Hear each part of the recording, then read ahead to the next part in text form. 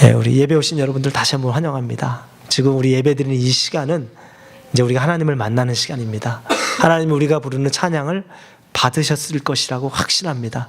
이제는 하나님이 뭐라고 말씀하시는지 우리가 마음을 다하고 집중해서 하나님 하시는 말씀에 귀를 기울이시는 여러분과 제가 되기를 주님의 이름으로 축원합니다. 인생은 선택의 연속이라는 말이 있죠. 그런 말들 많이 합니다. 그런데 생각을 해보니까 정말 그렇죠. 작고 큰 부분에 있어서 계속 뭔가를 선택하고 골라야 됩니다. 작게 생각해 보면은 뭘 먹어야 되나? 음식 먹는다 그러면 메뉴 뭐 정하지? 여기서부터 해서 사람 만나면 이 사람하고 오늘 무슨 얘기를 할까? 이런 선택들을 계속 해 나갑니다. 이거는 큰 선택은 아닐 수 있겠죠. 그러나 조금 가다 보면 더 큰 선택들이 기다리고 있습니다. 직장이 여러 군데가 있다면 어느 직장으로 가야 될 것인가? 학교가 있다면 어느 학교를 선택해야 될 것인가? 이제 결혼할 때가 되면 배우자를 누구로 결정해야 될 것인가? 전부 우리 앞에 놓여져 있는 선택입니다. 그 선택은 내가 해야 되는 것이고 또 내가 한 것이니 또 내가 그 선택에 대한 책임을 어떻게 보면 져야 될 수도 있는 겁니다. 계속 인생이 순간순간마다 이런 것 연속입니다. 선택을 잘하는 사람이 있고 또 반면에 선택을 좀 잘못하는 사람들이 있죠. 성경에 보면 좋은 선택을 했던 분들이 있고 반면에 힘든 선택을 해서 힘든 길을 간 분이 있습니다. 오늘 본문에 볼 야곱이라는 분은, 이 야곱은 그렇게 우리가 창세기 앞부분에서 볼 때 선택이 그렇게 아름답지는 않았던 것 같아요. 욕심이 있었고 또 자기의 잔꾀가 있었고, 그래서 때로는 인생이 조금 힘든 길을 걸어가기도 했습니다. 근데 한편으로 보면 그 야곱이 굉장히 문제가 많은 사람처럼 보여지지만 따지고 보면 저나 여러분하고 굉장히 비슷해요.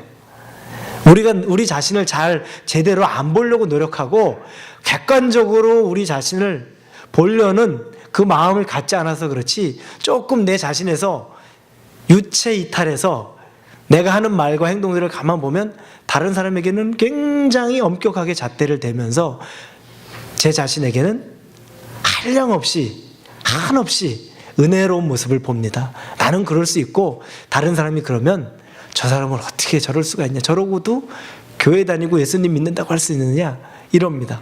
그런데 바로 야곱이 바로 그런 사람이라고 우리는 생각하지만 그 모습이 바로 우리의 모습이에요. 그래서 인간적으로 보면 야곱을 보면서 소망을 얻기도 하고 굉장히 친밀함을 얻을 수 있는 인물이 성경에서 야곱입니다.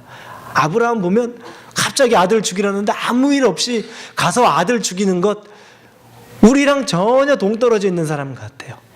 바울을 보면 바울 막 몽둥이로 맞고 죽을 것 같은 고통을 하는데도 불구하고 또다시 복음을 위해 달려가는데 그것 또한 우리랑 비슷하잖아요. 거의 예수님하고 동급 아닐까라는 생각 정도 하는데 야곱 정도 보면 비슷하고 괜찮네라고 생각합니다. 그 야곱의 이야기 중에 하나입니다. 오늘 나오는 35장 본문 바로 직전에 어떤 일들이 있냐면, 야곱은 장꾀가 있어서 형 에서로부터 팥죽 한 그릇 대접하고 장자권을 얻었죠. 그리고 아버지 이삭으로부터 축복을 받습니다. 그런데 그 사실을 안 에서가 이제 불같이 화를 내면서 야곱을 죽이려고 합니다. 그러자 어머니가 그 야곱을 그대로 놔둘 수 없어서 자기가 살던 집 오라비가 있는 외삼촌, 야곱으로 말하면 외삼촌 라반이 있는 밧담 아람이라는 곳으로 야곱을 피신을 시킵니다. 그곳으로 갔다가 그곳에서 20여 년이 넘는 세월을 보내고서 자기의 아내 2명과 자손들과 많은 물질들과 가축들을 데리고서 고향으로 돌아오게 됩니다. 그 과정에도 우여곡절이 계속 있었죠. 그런데 그 고향에서 돌아와서 이제 가나안 세겜이라는 지역에 정착을 시작을 하는 겁니다. 이제 좀 살아보려고 노력을 하는 거예요. 그런데 거기에서 자기에게 있었던 유일한 딸은 하나였죠. 레아에게서 난 딸 디나가 그 세겜 성읍 그 성에서 그 성주 추장인 세겜이라는 사람에게 겁탈을 당합니다. 야곱의 가정에게 있어서는 말할 수 없는 고난이요 또 치욕이기도 했으면서 상처가 되는 일이 발생한 거죠. 그러자 그 세겜 추장이 이제 야곱의 가정에게 와서 그래도 다행히 디나와 결혼하고 싶은 마음이 있는 겁니다. 그래서 결혼시켜달라고 그 아버지 하몰과 더불어서 왔어요. 그런데 거기에 있는 형제들, 그 오빠들이 그 사람들을 만나서 꾀를 내서 이야기를 하는 겁니다. 우리 같이 통혼합시다라고 얘기하니까 좋습니다. 우리 딸도 당신에게 주고 당신 딸도 우리에게 주고 서로 간에 통혼하면서 한 민족처럼 살아갑시다, 성에서. 대신 한 가지 조건이 있는데 그 조건은 뭐냐면 당신 남자들 모든 민족들이 할례를 받아야 됩니다. 우리 이스라엘 백성은 할례 받지 않은 남자들은 없습니다. 그리고 할례 받지 않은 남자들에게 우리의 딸들을 줄 수도 없습니다. 그것만 되면 아무 문제 없이 우리가 같이 살 수 있습니다. 이렇게 얘기해요. 그 얘기를 듣는 그 하몰과 그 아들 세겜 추장이 들으니까 뭐 그거 아무 일도 아니에요. 할례만 받으면 자기 딸들 시집 보내고 저기 있는 딸들 데려와서 같이 살면 자기네 성읍의 땅은 굉장히 넓어요. 그래서 나누어서 살기는 부족함이 없는데 대신에 야곱의 가족들에게는 엄청난 재산이 있죠. 가축이 많아요. 그러니까 가만 살다 보면 그게 우리의 재산이 될 수 있을 것 같아요. 생각해 보니까 그게 좋은 거예요. 그래서 자기 땅으로 가서 백성들에게 얘기하죠. 자, 우리 같이 야곱이라는 사람 그 민족하고 결혼할 건데 통혼할 건데 대신 남자들은 다 할례 받아야 돼. 우리 할례가 뭔지는 모르지만 그들이 시키는 대로 하자. 그래서 할례를 다 받았어요. 3일쯤 지나니까 이제 통증이 막 올라오는 거예요. 뭐 수술 받은 거니까. 그러니까 남자들이 아무 움직이지도 못하는 상황에 그 디나의 친오빠 둘인 시므온과 레위 둘째 셋째 오빠가 칼을 들고서 그 세겜성으로 들어가서 그 남자들 전부 다 한 명도 남기지 않고 다 학살을 합니다. 다 죽였어요. 철저한 피해 보복을 한 거죠. 그리고 남아있는 여자들과 자녀들까지도 다 끌고 오고 집안에 있는 재산과 들에 있는 재산들까지도 다 약탈을 했다고 나와 있어요. 그런데 아버지 야곱이 그 소식을 들은 겁니다. 아버지 야곱이 깜짝 놀란 거예요. 그거는 연륜이 있는 자기의 생각으로 볼 땐 그렇게 해서는 안 되는 거예요. 왜냐하면 이제 가나안 땅에 정착을 시작했는데 거기에는 가나안 족속도 있고 옆에 브리스 족속도 있고 기존에 토착민들이 있어요. 근데 그들이 그 소식을 들으면 저 야곱의 족속들은 위험한 사람들이다. 저들은 신의가 없다. 저들하고는 상종할 수 없고 저들은 우리와 같이 살던 그 백성들을 잔혹하게 죽였다. 저들을 당장 우리가 처단하자. 이렇게 나오면 죽을 수밖에 없는 거예요. 왜냐하면 수가 부족했거든요. 이미 전쟁에 익숙한 민족도 아니고. 그 두려움이 있어서 야곱이 전전긍긍하고 있는 겁니다. 그게 바로 34장 마지막까지 나오는 얘기입니다. 그때 문득 35장에서 하나님이 야곱에게 나타나셔서 말씀하시는 겁니다.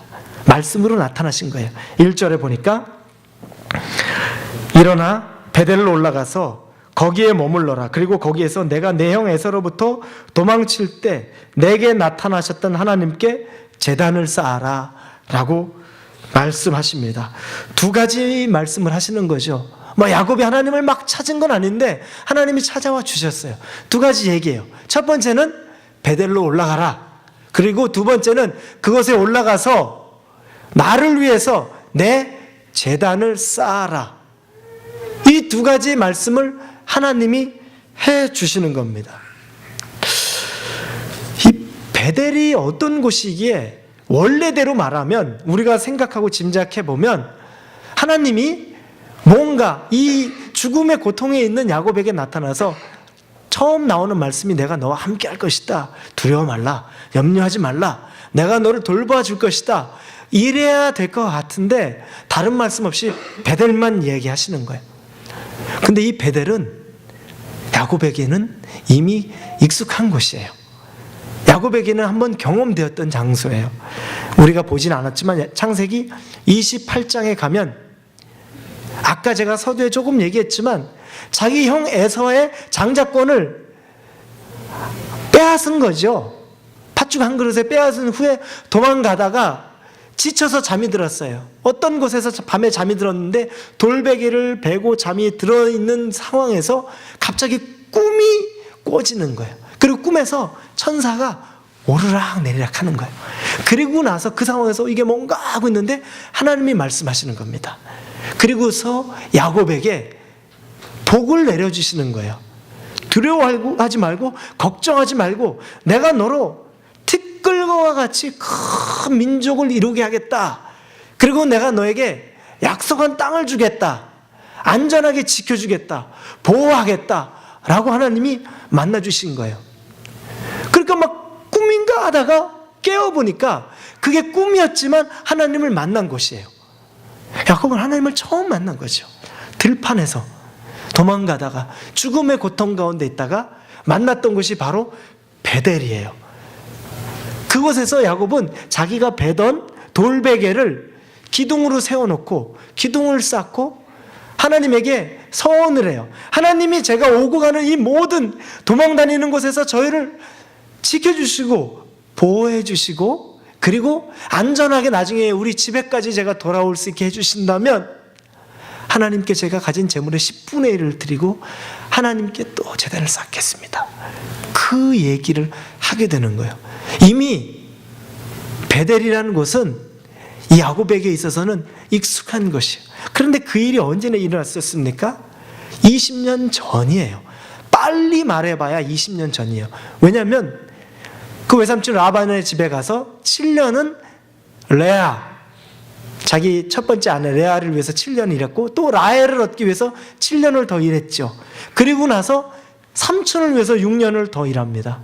그러니까 적어도 20년 있다가 그곳에서 온 거예요. 오는 기간까지 따지고 보면 얼마인지는 정확하게 모르지만 그 정도의 시간이 흐른 거예요. 그럼에도 불구하고 그에게 있어서 베델이라는 곳이 문득 하나님이 말씀하시는데 뭔가 잡히는 부분이 있었던 겁니다. 그래서 야곱은 베델로 가기를 마음으로 결단합니다. 그런데 여러분, 제가 생각을 해봤어요. 저기 말씀을 읽고 묵상을 해보니까 그 결단이, 베델로 가는 결단이 쉬운가? 결코 쉽지는 않을 것 같아요. 왜 그러냐면 지금 당장 자기와 자기 가정이 죽느냐 사느냐에 대한 문제가 있어요. 아직 거기서 그 주변의 사람들과 긴장 관계가 해결이 된 게 아니에요. 뭔가 평화의 조약이 맺어진 것도 아니고 안정이 보장된 게 아니에요. 그런데 하나님이 베델로 올라가라고 해서 베델로 가면 자기가 떠나버리면 자기 가정, 이 족장 시대니까 족장이 떠나면 그 다음에 리더십이 뭔가를 해야 되는데 안정되지 않은 상태에서 무슨 일이 일어날지 몰라요. 그러니까 자리를 뜨기가 쉽지 않은 거예요. 제가 야곱의 입장에 대해서 생각을 쭉 해보니까 하나님이 만약 나한테 베델로 올라가라 얘기하면 제가 그때 하나님한테 그랬을 것 같아요. 하나님, 지금보다 조금 더 안전해지면, 이 상황이 진전이 되면 제가 베델로 즉시 올라갈게요, 하나님. 근데 지금은 아시잖아요. 지금 제가 움직이기가 이건 어떻게 답이 안 나와요, 하나님. 뭔가 확신의 말씀을 주시면 모르겠지만, 누군가 다른 사람을 세워놓으면 모르겠지만, 그렇지 않으면 갈 수가 없을 것 같아요. 조금만 더 안전해지면, 시간이 조금 있으면 제가 그때 반드시 갈게요 라고 했을 것 같아요. 그런데 야곱을 보니까 야곱은 그렇지 않았어요. 아주 즉각적으로 움직이기 시작합니다. 우리 2절에 보니까 야곱의 집 사람들과 그 함께 있는 모든 사람들에게 말했습니다. 너희가 지니고 있는 이방 신상들을 없애버리라. 너희 자신을 정결하게 하고 옷을 갈아입으라. 일어나서 베델로 올라가자. 내가 그곳에서 내 고난의 날에 내게 응답하시고 내가 가는 길에서 나와 함께 하셨던 하나님께 제단을 쌓을 것이다. 즉각적으로 움직였는데 움직임만 즉각적인 게 아니라 하나님이 말씀하신 것보다 더 많이 나갔어요. 하나님 1절에서 뭐라고 그러셨습니까? 일어나 베델로 올라가서 거기에 머물라 이렇게 얘기하셨어요. 그런데 너와 네 가정이 다 올라가라 이 말씀을 하나님이 해주시진 않으셨어요. 그럼에도 불구하고 야곱은 베델을 듣는 순간 뭔가 본인이 느꼈던 게 있었던 것 같아요. 자기만이 아니라 자기들 식구들에게 얘기하는 거예요. 자네 말을 들어라. 우리는 지금 베델로 올라갈 것인데 나만 갈 것이 아니라 우리 모두 갈 것이다. 그냥 올라가지도 않을 것이다. 너희들에게 있는 이방 신상들을 그걸 다 제해버려라. 그리고 너희들의 옷을 정결하게 해서 하나님 앞에 깨끗한 모습으로 하나님이 말씀하신 그곳으로 올라갈 것이다. 이야기합니다. 훨씬 더 적극적인 거죠. 훨씬 더 나아진 방향인 거죠. 그렇게 해서 하나님 앞에 나아가기를 작정하자 거기에 있던 자기 야곱의 식구들이 반응하기 시작합니다. 아버지가 족장이 반응을 하니까 반응하기 시작하는 거예요. 자기들이 있던 이방 신상들을 다 가지고 왔어요. 그리고 여기 있는 귀고리가 단순히 액세서리는 아니고 이 액세서리의 의미가 작은 부적과 같은 거겠죠. 그런 것들까지 다 뽑아가지고 다 가져온 겁니다. 그랬더니 야곱이 그것을 받아다가 세겜에 있는 상수리 나무 밑에 묻었다고 나옵니다. 세겜에 있는 상수리 나무. 여러분이 아마 올해 이 연초가 됐다 그래서 이렇게 창세기부터 구약을 읽어가기 시작한다면 아마 조금 기억나실 수도 있을 거예요. 아브라함이 창세기 12장 보면 6절 7절에 보면 아브라함이 하나님을 만나는 곳이 나옵니다. 하나님을 대면했다라고 나와요. 그 전에도 하나님은 아브라함에게 만나 주셨어요. 근데 그때는 대면이 아니라 말씀해 주신 거예요. 모습이 보인 건 아니에요. 그런데 창세기 12장에 보면 가나안 땅 세겜 상수리 나무 있는 곳에선 하나님이 이렇게 나타나셔서 대면해 주신 거, 만나 주신 거예요. 그리고 나서 그 땅 가운데서 너희가 자리를 잡고 살 것을 축복해 주시는 거예요. 하나님의 축복이 야곱으로 말하면 아브라함이 누구죠? 할아버지예요. 조부예요. 멀지 않아요. 자기 할아버지에게 하나님이 직접 음성이 아닌 모습으로 나타내서 축복해 주셨던 것이 세겜에 있는 상수리 나무라는 거예요. 그곳에서 만났어요. 그런데 제가 생각을 해보니까 야곱도 이 세겜에 있는 상수리 나무를 알았을 것 같아요.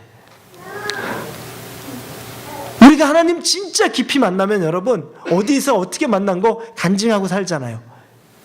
하나님이 나타나 주셨는데 사람이 뭐 누구를 만나서 은혜를 입었더라도 유명한 사람 만났더라도 야 내가 어디 가서 샌디에고 어디 갔는데 누구 만났다 이런 거 할 텐데 하나님을 만났어요. 진짜로 하나님을. 그러니 그게 자기 자손들에게 얘기를 안 했겠습니까? 내가 이곳에서 만났다. 이삭이 알고 있었을 거예요 아마. 그리고 이삭이 그 자기 자손들에게 또 아마 알렸을 거예요. 세겜에 있는 상수리나무 그 부부는 우리의 아버지, 너희 할아버지 아브라함이 하나님을 대면했던 것이다. 그리고 그 땅을 축복으로 받은 것이다. 야곱은 아마 그걸 알았던 것 같아요. 그 땅 밑에다가 모든 이방 신상들을 다 묻어버린 겁니다. 결단한 거죠. 그리고 나서 그 모든 가족들이 다 베델로 올라가기 시작한 겁니다. 대단한 결단입니다. 즉각적이고 완전한 결단을 한 거죠. 하나님이 기대한 것보다 어떻게 보면 더 큰 결단과 순종을 했던 거예요. 당장 자기 자신과 가정의 목숨이 위태한 상황에서 뒤도 돌아보지 않고 순종했어요. 그랬는데 하나님이 그 순종과 결단을 받으시니 5절에 보니까 하나님이 어떻게 길을 인도하시는지가 보입니다. 우리 5절 한번 볼까요? 그들은 길을 떠났습니다. 하나님께서 주변 성읍 사람들에게 두려운 마음을 주셔서 아무도 그들을 쫓아오지 못하게 하셨습니다. 하나님은 베델로 가라고 말씀만 해주셨는데 야곱이 더 나아가서 본인이 아닌 가족까지 데리고 그리고 본인들에게 있어서 스며들어 있던 이방의 모든 그런 더러운 것까지 땅에 묻고서 그리고 자기들이 움직이면 공격의 타겟이 될 수도 있고 다 죽을 수도 있고 자기들이 살던 곳이 폐허가 될 수도 있는데 뒤도 돌아보지 않고 움직이는데 하나님이 이미 앞서서 길을 예비하시는 거예요. 주변의 사람들을 두려워하고 있던 야곱에게 하나님이 이미 역사하셔서 그 사람들이 오히려 아무것도 하지 않는 야곱을 두려워하게 만들어서 그들을 공격하지 못하고 막지 못하게 하나님이 길을 내주신 겁니다. 섬세하신 하나님이 우리보다 앞서서 모든 일을 행해 주신다는 거예요. 하나님은 우리에게 원하는 것은 하나님을 향한 우리의 결단만 있으면 당신이 앞서서 준비해 주시는 하나님이신 거예요. 그래서 그 길을 다 보호해 주시는 겁니다. 이쪽에 보면 우리 좌측에는 우리 대학 청년부들이 있죠. 그 주중에 수요일날 예배를 드립니다.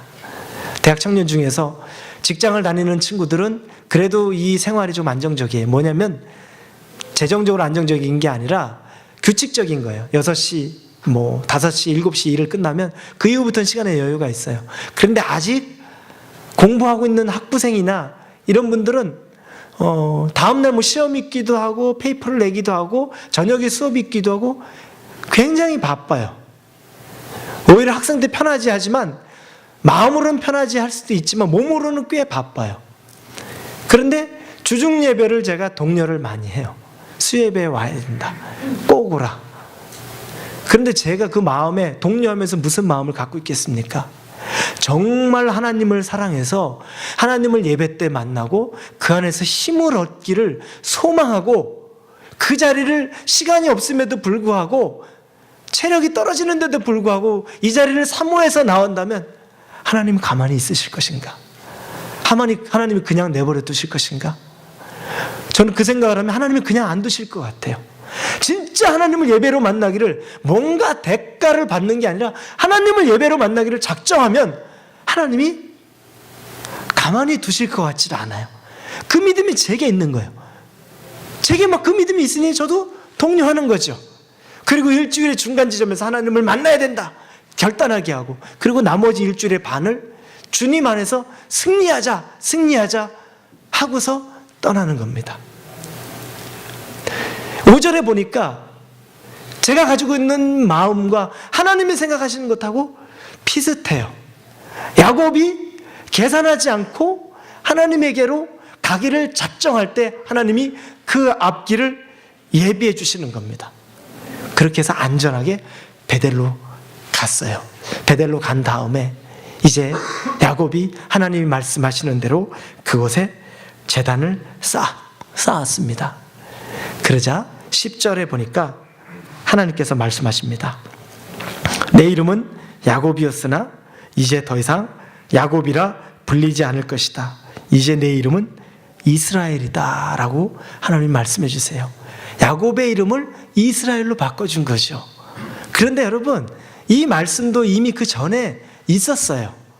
우리가 읽지는 않았지만 창세기 32장에 보면 이제 외삼촌 라반으로부터 자기 식솔들을 다 데리고 많은 재산들과 가축을 다 데리고 돌아오는데 진짜 큰 걱정이 생겼죠. 형 에서를 만나면 아직도 형이 분노해서 나를 죽이는 것 아닌가?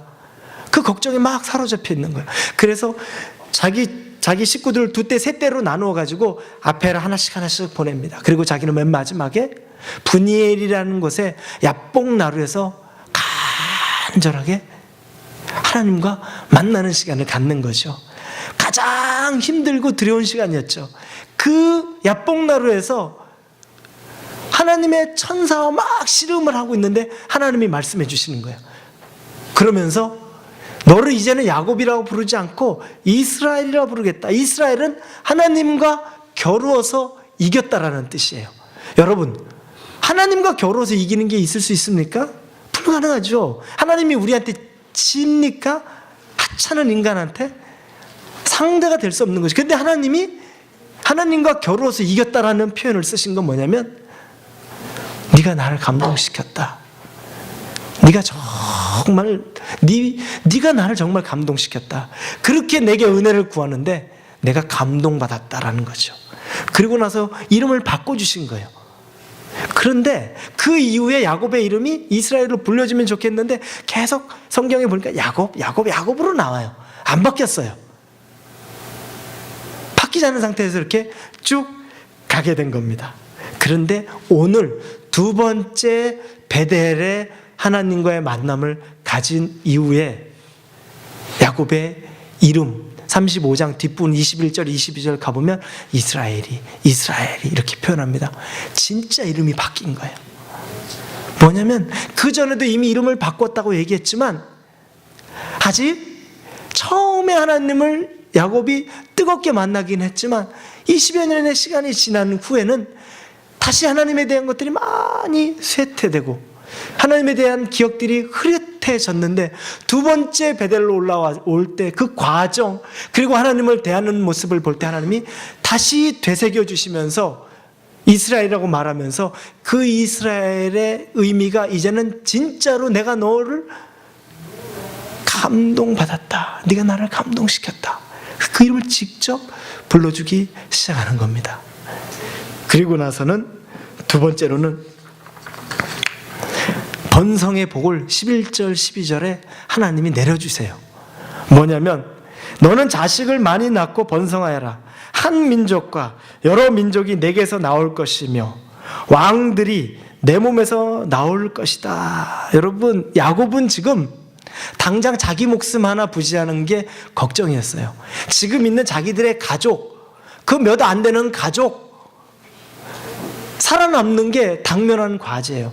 멀리 민족을 생각하고 할 게 아니라 한데, 하나님이 주시는 약속은 달라요. 스케일이 다른 겁니다. 그러면서 너로 민족을 이루는데 한 민족이 아닌 여러 민족을 이루게 하겠다. 나중에 다 이루어지죠. 여러 민족을 이루겠다. 그러면서 왕이 나오게 하겠다고 얘기합니다. 너의 가정 가운데 왕이 나오겠다. 여러분, 구약에서 우리 세미나에서 보시면 아시겠지만 족장시대라고 얘기하죠. 이 시대를. 족장시대는 누굽니까? 왕이 없어요. 왕은 이것보다 한참 뒤로 가야 돼요. 사사시대도 넘어간 다음에 왕을 달라 하면 그때 왕이 생긴 거예요. 그런데 하나님은 그거보다 얼마나 많은 세월 전인지 모르는데 이 야곱을 바라보시면서 큰 민족, 여러 민족을 얘기하면서 왕이 나오게 하겠다는 얘기를, 어마어마한 하나님의 계획과 복을 설명해 주시는 거예요. 야곱은 이걸 기대한 것도 아니죠. 이걸 알 수도 없죠. 지금도 모르죠. 당장 지금 살아야 되는데, 지금 죽는 걱정 가운데 있는데 하나님이 말씀해 주시는 건 이 정도의 분량입니다. 그리고 아브라함과 이삭, 너의 할아버지와 네 아버지에게 약속한 그 땅, 그 가나안 땅을 너에게 주겠다라고 하나님이 복을 선언해 주시는 겁니다. 그 베델에서 하나님이 야곱에게 그 가정 가운데 말해 주시는 것이 어마어마한, 그러나 과거에는 한번 했었던, 20여 년 전에 이미 선포하셨던 그 선포와 복이 지금 다시 재확인하는 겁니다. 그러나 그게 더 강해졌고 단단해졌다는 건 우리가 말씀을 보면서 살펴봤습니다. 그리고 나서 그곳에 다시 확인의 돌기둥을 또 세웁니다. 그리고 제사를 드립니다. 그리고 그것을 베델이라고 다시 부릅니다. 예전에도 자기가 돌베개 배구에서 이 베델이 원 지명은 루스라는 지명이에요. 루스 땅이라고 그래요. 그곳에서 처음 하나님 만났을 때도 베델이라고 불렀어요. 왜냐하면 그곳에서 막 꿈꾸고 있는데 제일 두려운데 하나님이 나타나셔서 내가 너와 함께 할 것이다, 내가 너에게 복을 줄 것이다, 내가 너로 부욕해 할 것이다, 걱정하지 마라, 너를 살려낼 것이다 라고 얘기할 때 그곳이 루스란 지역이었는데 깨면서 이곳은 하나님의 집이다. 베델이 하나님의 집이란 뜻이에요. 이곳은 하나님의 집이다. 나는 여기서 하나님을 만났다. 하나님이 여기 계시다. 그리고 베델이라고 이미 선포했어요. 그런데 두 번째 이곳에서 하나님을 다시 직면하니까 이것은 정말 하나님의 집인 거예요. 예전에 내가 베델이라고 하고 지나갔지만 여긴 정말 베델이다. 하나님은 살아계시고 하나님은 지금 나에게 20여 년 전이나 20여 년 후나 나에게 말씀하시고 여전히 하나님은 지금 나와 동행하시고 은혜 베풀어 주시고 나를 사랑하시는 분이시다. 그 고백이 바로 거기서 나오는 겁니다. 그것을 베델이라 부른 겁니다. 하나님을 만난 것이죠. 첫 번째 베델의 기억은 어떻게 보면 일방적이었어요. 그냥 하나님이 찾아오신 것이, 하나님을 막 찾지 않았는데 하나님이 찾아온 겁니다. 연약한 우리들이 처음으로 예수님을 만날 때 어느 순간 내가 막 부르지 않았는데도 가슴이 뜨거워지기도 하고 은혜를 받았을 때가 있어요. 그냥 아무것도 모르고서 앉아 있었는데 말씀과 찬양과 기도하는데 그냥 갑자기 뜨거워짐을 경험할 때가 있었어요. 하나님을 만난 거죠. 예수님을 만난 거예요. 그리고 나서 시간이 몇 년이 지나고 몇십 년이 지나고 가다 보니까 이 마음 안에 다시 옛 사랑들은 사라져 있고 어느 순간 지쳐져 있는 내 마음만, 내 모습만 발견하게 됩니다. 그때 처음에 베델에서 하나님을 만났을 땐 이제 나는 죽지 않았다. 나는 무사히 우리 아버지 집으로까지 돌아올 수 있다. 그 확신으로 다시 떠났는데 하나님이 정말 그렇게 인도해 주셨는데 시간이 지나고 물질도 생기고 가정도 꾸리고 살만해지고 하면서 하나님 없이 살아도 되는 것처럼 살기도 하고 그리고 괜찮은 것처럼 지내오기도 하고 그랬는데 보니까 어느 순간에 보니까 그게 다 껍데기였던 거예요. 다시 뭔가 외적인 어려움이 오니까 다시 옛날에 그 처절하게 죽음을 고민하던 그때 또 직면하게 된 거예요. 하나님을 불러야 되는 그 시간에 또 걱정하고 어떻게 할 것인가 자녀를 원망하고 있는 모습입니다. 근데 은혜의 하나님은 동일함에도 불구하고 두 번째 찾아오신 거죠. 그리고 나서 베델이라는 단어를 얘기해 줍니다. 한 20여 년 만에 들어보는 베델을 하는데 갑자기 야곱이 마음이 뜨거워졌던 거죠. 아, 그렇구나. 내가 예전에 거기서 하나님을 만났는데 그곳으로 가야 되겠다. 돌아가야 되겠다. 그곳으로 올라가야 되겠다. 하나님이 베델로 가라 말 한마디 했는데 그곳으로 가야 되겠다. 거기는 하나님이 있는 곳이다. 그냥 갈 수 없다. 라고 정리하고 갔던 것이요.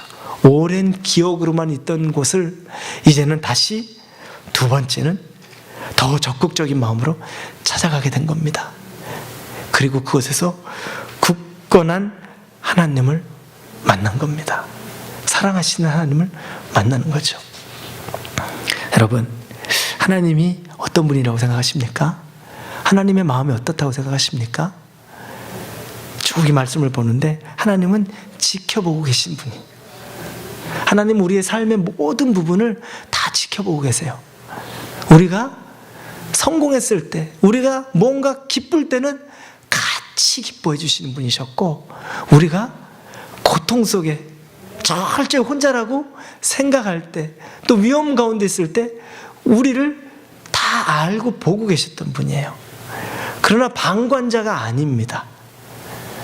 자녀를 키우는 부모님들은 수영장 같은 곳에서 우리 자녀들이, 어린아이들이 수영하고 물놀이 하고 있으면 갑자기 수영 물 근처가 아닌 다른 쪽에서 놀 때는 편하게 다른 부모들하고 막 얘기해요.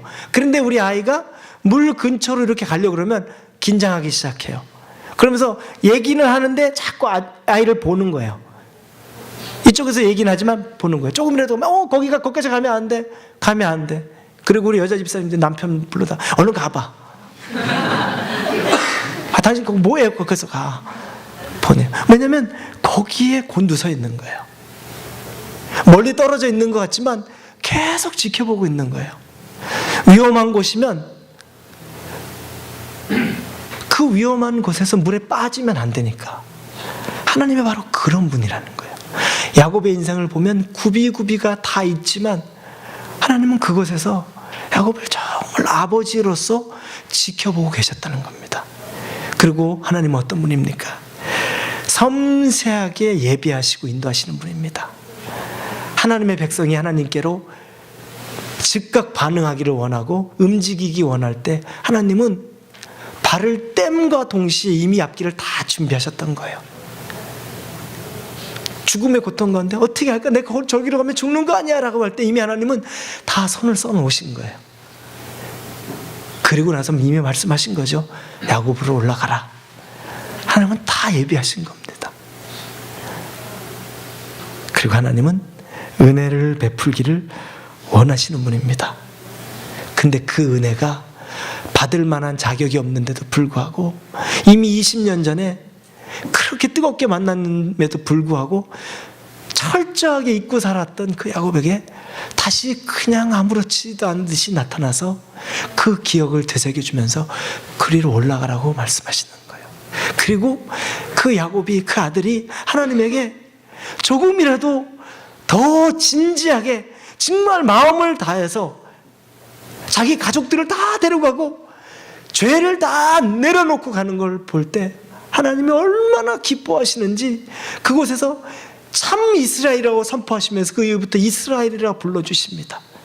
그리고 왕이 나올 것이다, 여러 민족을 이루게 할 것이다, 말할 수 없는 축복을 내려주십니다. 그냥 살려주는 정도가 아니라, 그리고 그 약속이 지금까지 이루어졌고 그 약속 때문에 저와 여러분이 지금 이렇게 하나님의 백성이 된 것입니다. 하나님은 바로 이런 분이라는 겁니다. 사랑하는 우리 오늘의 교회 여러분, 2015년이 시작하면서 벌써 여러분 40일 특별 새벽회가 끝나면서 1월 중순 말까지 하니까 후딱 시간이 갔어요. 마음에 결단한 것도 있고 잘해보려고, 열심히 해보려고, 또 지금 있는 형편을 극복해 보려고 새 마음으로 막 준비했어요.